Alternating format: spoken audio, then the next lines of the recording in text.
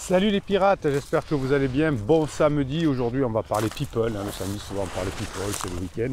On va parler de Tiger Woods, c'est un pirate qui m'a envoyé un article sur Tiger Woods, donc je vais le découvrir en même temps que vous. J'aime bien découvrir et puis on va voir ce qui se dit là-dedans. Il me dit que c'est intéressant. Il a titré Tiger Woods, lui aussi est un pirate. Bon, donc on va bien voir. Hein. Alors tout le monde évidemment ne peut pas être pirate, hein, ça c'est clair. Quelqu'un qui vous dirait que tout le monde peut réussir à récupérer son couple sera un menteur évidemment, hein, parce que ça demande des conditions, ça demande un travail sur soi, ça demande de faire des efforts, ça demande de se remettre en question, ça demande de travailler, ça ne demande pas de manipuler, ça ne demande pas des formules magiques, des êtres magiques, des silences radio. Ça demande un vrai travail sur soi. Est-ce que vous allez en être capable? Est-ce que vous allez être assez résistant? Est-ce que vous allez être assez patient? Est-ce que vous allez pouvoir retrouver votre âme d'enfant entre guillemets? Est-ce que vous allez avoir un mindset de folie? Hein, ça c'est les conditions préalables pour y arriver dans chacune des formations hein, que je vous propose. La formation de cette semaine, c'était comment remettre des doutes dans le cerveau de votre conjoint avec des discours adaptés. Votre conjoint vous a dû vous dire à un moment donné c'est mort, je ne reviendrai pas, ma décision est prise ou des trucs comme ça. Évidemment toutes les personnes qui reviennent ensemble ont dit ces mots là à un moment donné, hein, ça n'empêche pas de revenir ensemble. Les discours changent en fonction des situations évidemment. Donc dans chacune des formations il est bien écrit que finalement cette formation n'est pas fait pour vous si. Voilà. Hein. Donc si vous n'avez pas envie de bosser, si vous n'avez pas envie de passer une ou deux heures par jour pour comprendre les mécanismes du couple, de la crise existentielle, comment ça se passe, si vous n'avez pas envie d'apprendre les neurosciences, effectivement là il y aura peu de chances d'y arriver. En revanche, hein, si chaque fois que vous faites une heure de travail sur vous, vous vous rapprochez de ce que vous souhaitez, c'est-à-dire atteindre votre objectif. L'avantage des formations et des coachings que vous avez à dispo ici, c'est que vous pouvez évidemment les appliquer pour votre objectif de passer la crise de votre conjoint, mais aussi hein, vous pouvez l'utiliser dans votre vie professionnelle avec vos enfants, etc. Donc non, tout le monde ne réussit pas, non, tout le monde n'a pas envie de travailler, non, tout le monde ne se bat pas contre les interdits. Hein, vous savez que plus vous faites d'interdits, moins il y a de chances que vous reveniez ensemble, évidemment. Mais ce n'est pas parce que vous avez déjà fait des interdits en étant bébé pirate ou avant d'avoir connu cette team, cette famille, que c'est impossible. Mais chaque fois que vous faites un interdit, vous vous éloignez de la probabilité de revenir ensemble. Chaque fois que vous faites une heure de travail sur vous, hein, en écoutant des vidéos, des formations, des coachings, en lisant des bouquins, etc. Chaque fois que vous faites une heure là-dessus, vous vous rapprochez. Voilà, donc c'est toujours des multiplications de probabilités. Hein, plus vous allez vous rapprocher, plus vous allez avoir des chances de revenir ensemble. Peut-être comme l'a fait Tiger Woods, est-ce qu'il a commis des erreurs, est-ce qu'il a fait comment on appelle ça, des interdits, on va le voir.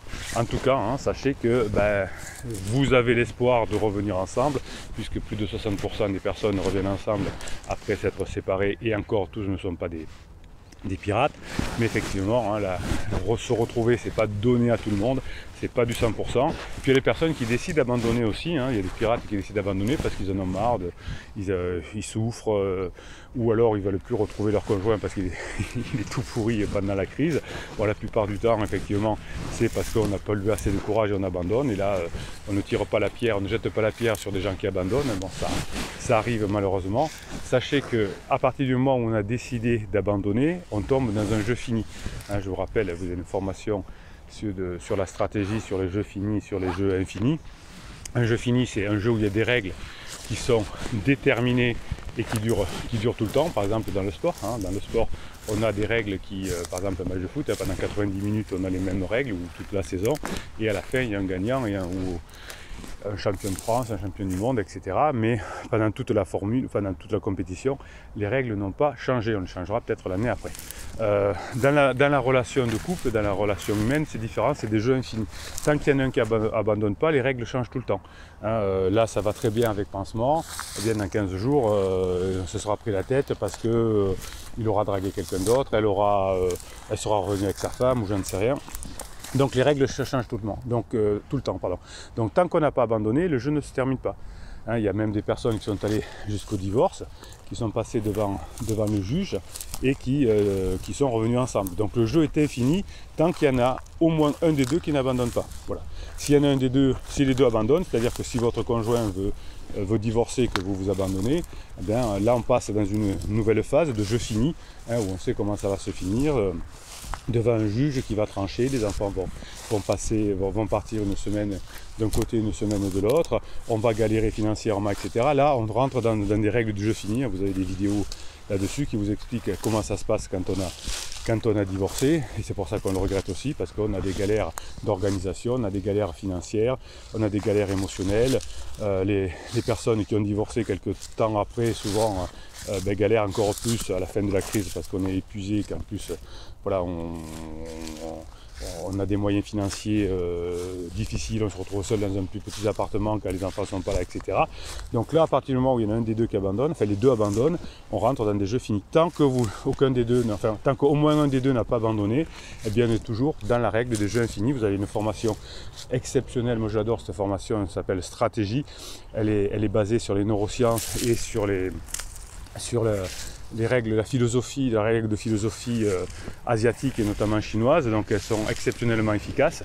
Voilà, je vous explique, tant qu'on n'a pas abandonné, on est un jeu infini, mais on n'en veut pas aux pirates qui peuvent abandonner. Alors c'est une minorité bien évidemment, mais c'est pas grave, hein, on continue à les soutenir après l'abandon. Donc tant que vous n'avez pas abandonné, vous êtes dans une situation de jeu infini, et quand vous abandonnez, vous êtes dans des jeux finis. Alors qu'est-ce qui s'est passé pour Tiger Woods?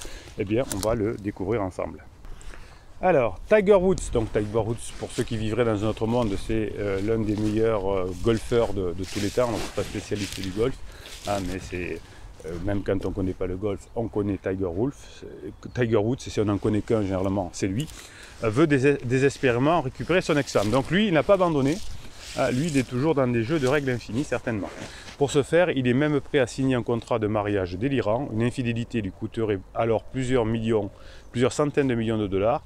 Il y a toutefois encore un obstacle, la somme bonheur marital. Donc on va voir quel est cet obstacle, la somme bonheur marital. Mais vous voyez, alors on va voir, je ne sais pas si le divorce date depuis peu de temps, depuis longtemps, on va le découvrir, j'espère qu'on va nous l'expliquer dans l'article pour avoir toutes les informations. Donc lui, en tout cas, pour l'instant, il n'a pas lâché l'affaire. Donc Tiger Woods et ses histoires de femmes, une saga en plusieurs tomes. Ces infidélités à répétition, tantôt scabreuses et tantôt déconcertantes, ont effrayé la chronique au point d'en éclipser parfois ses exploits de gonfleur. De golfeur, pardon. Alors vous voyez que, alors je sais pas, il y a apparemment infidélité à répétition d'effrayer la chronique. Vous voyez qu'on oublie vite quand même, hein, alors moi je suis pas très people, effectivement, vous l'avez compris, mais je me souviens vaguement que Tiger Woods avait été pris la main dans le pot de confiture, mais c'est pas plus, hein, donc je sais pas de quand ça dure, mais ça ne marque pas beaucoup les esprits. Donc apparemment il a souvent trompé son épouse et ça fait les délices des gazettes. Alors vous voyez que vous déjà c'est difficile de gérer le pansement, l'infidélité. Alors quand vous êtes une personnalité et que les médias s'en emparent, c'est encore plus dur. On a eu récemment la mise en scène de la fameuse tromperie, de la fausse tromperie d'un joueur de foot, Icardi du Paris Saint-Germain, où évidemment on a utilisé tout ça pour faire du buzz, pour vendre des interviews, etc. de sa femme qui est une très bonne marketeuse. Mais vous voyez que dans quelques années, on s'en souviendra peut-être plus. Donc le prochain épisode de sa vie privée est pour le moins gratiné. Le magazine américain National Enquirer rapporte en effet que le superstar du golf espère se raccommoder toujours avec son ex-femme qui s'appelle Eileen Nordegren. Ils ont été mariés entre 2004 et se sont séparés en 2010. Ah oui, ça fait 11 ans au moment où je tourne cette vidéo. Donc vous voyez que le jeu est infini, hein, ça fait 11 ans, mais il y a encore des possibilités. Et alors, ils se sont séparés en 2010, oui, mais n'ont jamais divorcé en raison de leurs deux enfants, Charlie et Sam. Jusqu'ici, tout est normal. Oui, effectivement, quand on veut divorcer, c'est pas à cause des enfants. Vous voyez qu'il y a des milliers de personnes. Là, c'est que certainement, le jeu étant infini, Tiger Woods ayant fait ce qu'il fallait. Donc le jeu est toujours infini, même 10 ans après. Hein, vous voyez que ce que je vous annonçais en début de vidéo, c'est la distorsion du temps, puisque je découvre cet article en même temps que vous. Bien oui, effectivement, hein, même 10 ans après, le jeu est toujours infini. Alors on en est où? Leur mariage s'est effondré en raison des infidélités largement médiatisées du golfeur le plus titré de tous les temps. C'est à Thanksgiving, la fête de famille américaine par excellence, que Eileen Nordegren apprend les galipettes de son mari. Ouais, alors ça, les fêtes, l'émotion plus la déception, ça a dû faire un cataclysme chez Eileen. Pour s'assurer que cela ne se reproduise pas, la Suédoise exige une révision du contrat de mariage. Donc oui, dans ces sphères-là où il y a des millions de dollars en jeu, on passe beaucoup par des avocats et des contrats de mariage. Hein. C'est un autre monde. Elle assure ses arrières. Si Tiger Woods la trompe encore une fois, il devra lui verser une compensation exorbitante de 350 millions de francs suisses. À ce prix-là, on espère que l'adultère en vaut le détour, dit le journaliste de façon maligne. Oui, donc vous voyez que là, le jeu est infini, donc tu m'as trompé, une nouvelle règle, si tu me trompes, c'est 350 millions de francs suisses. Donc vous voyez que le jeu est infini, à chaque étape, il y a une nouvelle règle. Donc du coup, le jeu ne se finit pas. Là, Tiger Woods aurait pu abandonner, effectivement. Mais ça, il aurait essayé... Alors, selon une source du tabloïd National Enquirer, Tiger ne s'est pas opposé à la demande, donc il a décidé de continuer le jeu, même si ses comptables pensent qu'il est fou, il est prêt à signer le contrat de mariage et à fixer une autre date de mariage. Donc on recommencerait une nouvelle histoire avec des nouvelles données, avec une clause de mariage pour contrer l'infidélité de Tiger. La source poursuit en disant que Woods ne s'est jamais remis du divorce, donc ne se remet jamais d'un divorce, certainement. Il aurait essayé de se distraire en accumulant les nouvelles aventures d'un soir, mais ça n'aurait pas marché. Oui, quand on est milliardaire et qu'on s'appelle Tiger Woods, on peut avoir les filles que l'on veut, ou beaucoup de filles que l'on veut, hein, mais vous voyez que ça ne résout rien. Donc Tiger Woods connaîtra-t-il à nouveau le bonheur conjugal et une famille réunie, donc 11 ans après? Rien n'est encore signé. De plus, Eileen Nordegren, ancienne mannequin, sort actuellement avec le joueur de football américain Jordan Cameron. Donc vous voyez qu'elle a refait sa vie, hein, mais le jeu n'est toujours pas fini. Ils ont même un enfant ensemble l'année dernière. Ah, donc Eileen a eu un enfant avec Jordan Cameron, joueur de football américain, donc il doit être aussi jeune, beau et plus jeune que Tiger Woods, sûrement un petit chou et certainement très riche aussi. Donc tout ça alors qu'officiellement Tiger Woods et elle sont encore en couple. Vous voyez que même quand c'est très compliqué, même s'il y a des millions en jeu, le jeu n'est toujours pas fini. Une chose est sûre, les amours et les âmes de Tiger Woods n'ont pas fini de faire couler de l'encre. Voilà, ben c'est exactement ce que je vous disais en début de vidéo. Hein. À partir du moment où Tiger aurait décidé d'abandonner, eh bien ça aurait été fini. Donc là on serait passé dans des règles de jeu finies, les avocats, le divorce, les pensions alimentaires, etc. Donc fin du jeu. Là, Tiger a décidé que c'était toujours pas fini et que même si Eileen a eu un enfant récemment avec un joueur beau, riche, etc. Eh bien pour l'instant, Eileen n'a pas dit non au mariage, même si Eileen, entre-temps, même si elle est encore mariée, entretient une relation et un enfant avec un autre bonhomme. Vous voyez que toutes les situations sont un peu les mêmes, mais alors plus il y a d'argent en jeu, plus on est dans les people, plus c'est démesuré. Mais vous voyez qu'on voit à peu près les mêmes choses. Nous, on est une team, une famille de pirates ensemble, forte, hein, là c'est comme ça. Donc on a effectivement les vidéos et les lives toutes les semaines, le vendredi à 19 h comme hier soir. On a, ça c'est pour apprendre le pourquoi, vidéo et le live. On a les comment, qui sont les formations et les coachings que vous avez un descriptif de cette vidéo. On vous apprend comment faire pour rester dans le jeu infini, pour avoir les bons discours, pour remettre du doute dans la tête de votre conjoint. Si c'est possible pour Tiger Woods avec, je ne sais plus combien, 350 millions sur sa tête, ça va être possible pour vous aussi si vous faites ce qu'il faut. Et vous avez l'énergie, parce que Napoléon disait que les 3/4 d'une réussite, c'était l'énergie que l'on y met. Donc ça, c'est ce que l'on fait nous avec les pirates, avec le canal Telegram. Le canal Telegram, c'est l'application Telegram. Vous tapez canal Bruno Marchal, où vous allez en descriptif de cette vidéo, vous avez le lien. Et vous aurez des ressources que mettent à votre disposition toute la journée. Des magnifiques pirates qui partagent l'information.